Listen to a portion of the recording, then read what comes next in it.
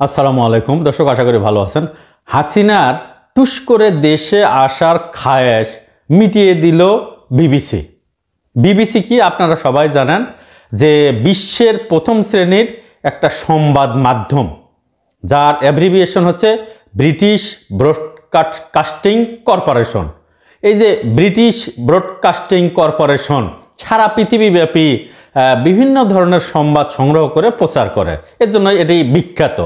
যাই হোক, কেন কিভাবে হাসিনার দেশে টুস করে দেশে আসার খায়েশ মিটিয়ে দিল এই বিষয়ে আজকে একটু আলোকপাত করব। আশা করি ভিডিওটি মনোযোগ দিয়ে শুনবেন। বিবিসির অনুসন্ধান, হাসিনার নির্দেশ যেখানেই ওদের পাবে গুলি করবে। অর্থাৎ ছাত্র জনতার বৈষম্য বিরোধী যে আন্দোলন ছিল, প্রশাসনের উচ্চ পদস্থ কর্মকর্তাকে নির্দেশ দিয়েছিল শেখ হাসিনা যে যেখানেই ওদের পাবে গুলি করে মারবে। এই যে অডিও নির্দেশ দিয়েছিল, এটি কিন্তু সেই কর্মকর্তা রেকর্ড করে রেখেছিল এবং এটি ফাঁস হয়েছে। এখন এই রেকর্ডটা বিবিসির হাতে। তারা বিভিন্ন ধরনের পরীক্ষা নিরীক্ষা করে দেখে যে এই রেকর্ডটা অরিজিনাল, শেখ হাসিনারই কণ্ঠ এবং সেটা তাদের কাছে আছে। এবার হাসিনা পালাবে কোথায়? বলেন কোথায় পালাবে? দেখেন আরো কিছু খবর আছে। ছাত্র জনতার অভ্যুত্থান দমনে সরাসরি গুলি চালানোর হুকুম দেন তৎকালীন প্রধানমন্ত্রী শেখ হাসিনা। এই যে সরাসরি গুলি চালানোর যে নির্দেশ দেন, এই নির্দেশের যে অডিও বার্তা, এটা বিবিসির কাছে স্টিল আছে। এরপরে নিরাপত্তা বাহিনীকে প্রাণঘাতী অস্ত্র ব্যবহার করার জন্য অনুমতি দেন এবং নির্দেশ দেন। তাহলে প্রাণঘাতী অস্ত্র তার দেশের জনগণের জন্য ব্যবহার করার কোনো বিধান নাই, অথচ শেখ হাসিনা হুকুম দিয়েছিল প্রাণঘাতী অস্ত্র সাধারণত যুদ্ধক্ষেত্রে ব্যবহার করা হয়। তাহলে এই যে বৈষম্য বিরোধী ছাত্র আন্দোলন, এরা যে সরকারের বিরুদ্ধে আন্দোলন করছিল, এটা কি বাংলাদেশের জন্য যুদ্ধ? কিন্তু প্রাণঘাতী অস্ত্র ব্যবহারের নির্দেশ দিয়েছিল হাসিনা। এবার পালাবে কোথায়? কোথায় যাবে? হাসিনা চামচারা যেভাবে বলেছিল যে হাসিনা আবার দেশে ফিরে আসবে, আর এই চামচাদেরও তো দেশে থাকা উঠে গেল, এদের বিরুদ্ধেও তো মামলা হবে। তাহলে তখন তারা কি করবে? দেখেন আরো কিছু খবর আছে। জাতিসংঘের তথ্যে উঠে এসেছে যে বৈষম্য বিরোধী ছাত্র আন্দোলনকে যে গুলি চালানো হয়েছিল, তাদের কাছে প্রমাণ, অডিও, ভিডিও আছে। 1400 লোককে হত্যা করা হয়েছে। তাহলে জাতিসংঘের কাছে তথ্য চলে গেছে 1400 লোককে গুলি করে হত্যা করা হয়েছে। এই 1400 লোককে মারার যদি মামলা হয়, তাহলে তো 1400 মামলা হবে এবং প্রত্যেকটা হত্যা মামলা হবে। বলেন তো শেখ হাসিনার কি পরিণতি হবে? আওয়ামী লীগের কি পরিণতি হবে? এরপরে দেখেন, অডিওটি সবচেয়ে বড় প্রমাণ এবং শক্তিশালী প্রমাণ, এটা বলছে বিবিসি। তাহলে বিবিসি বলছে যে এই যে হত্যাযজ্ঞ হয়েছিল, এটা সবচেয়ে বড় একটা প্রমাণ। তাহলে প্রমাণ তাদের কাছে থেকে গেল, যখনই বিচার হোক এটা কিন্তু আর 2 নাম্বারি করে নেওয়ার সুযোগ নাই। বিবিসি 2 নাম্বারি করবে না। এরপরে দেখেন, 1971 সালের পর সবচেয়ে বড় রক্তক্ষয়ী সংঘর্ষ ছিল, রক্তাক্তর ঘটনা ছিল বৈষম্য বিরোধী ছাত্র আন্দোলনের 1 জুলাই থেকে 5 আগস্ট পর্যন্ত। তার মানে 54 বছরে এ ধরনের রক্তাক্ত কোনো ঘটনা কিন্তু ঘটেনি। এত বড় ঘটনা এটি শেখ হাসিনা ঘটিয়েছে। সুতরাং পার পাওয়ার আর কোনো সুযোগ নাই। শেখ হাসিনা কেন, পুরো আওয়ামী লীগই ফেসে যাচ্ছে এই যে বিবিসির প্রতিবেদনের পর।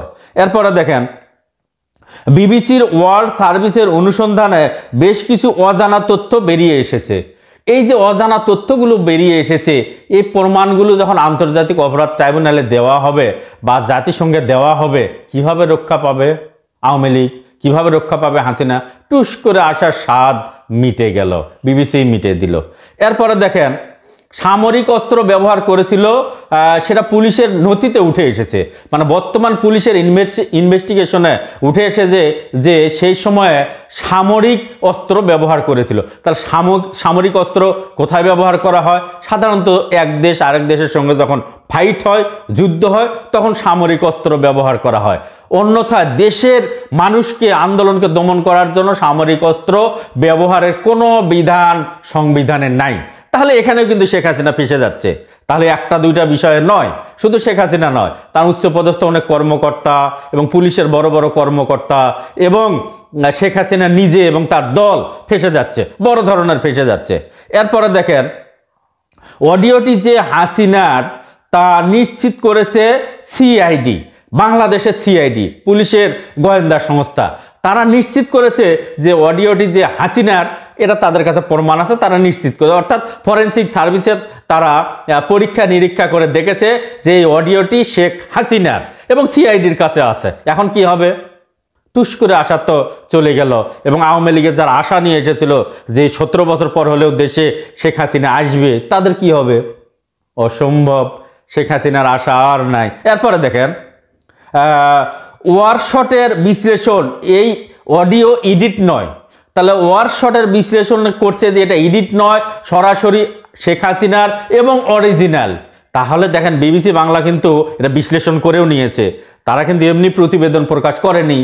তাহলে এটা বিশ্লেষণ করে নিল, সিআইডি বলল সত্য এবং ইয়ারশেট বলল যে সত্য, তাহলে এটা কি হবে? এটা কিন্তু সত্যই, যেহেতু বিবিসি প্রতিবেদন দিচ্ছে এবং ইয়ারশটের প্রতিবেদনে এটা কিন্তু তাই বলছে। এরপরে ব্রিটিশ মানবাধিকার আইনজীবী টবি ক্যাডম্যান বলেন এই রেকর্ডগুলো অত্যন্ত গুরুত্বপূর্ণ। তাহলে যে ব্রিটিশ মানবাধিকার কর্মী টবি ক্যাডম্যান বললেন যে রেকর্ডগুলো গুরুত্বপূর্ণ। কেন গুরুত্বপূর্ণ? বিচারের জন্য।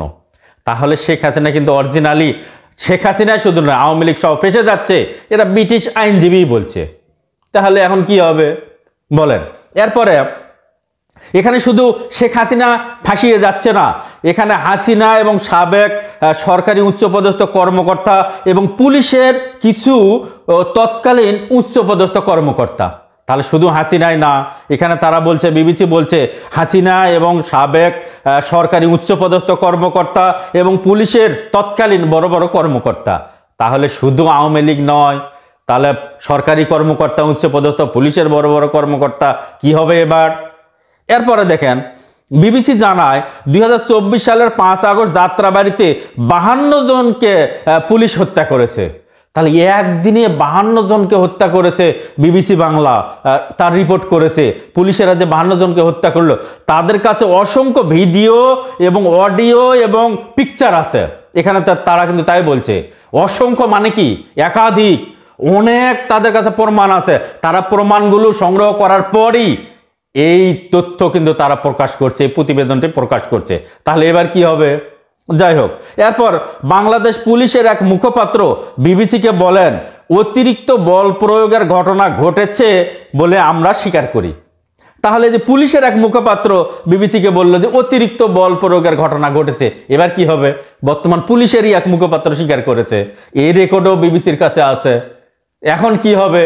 যারা আশা নিয়েছিল, যারা বর্তমানে হুটহাট করে ঝটিকা মিছিল করে, তারা তো বুঝতে পারছে না যে আওয়ামী লীগের আর হাসিনার কি পরিণতি অপেক্ষা করছে।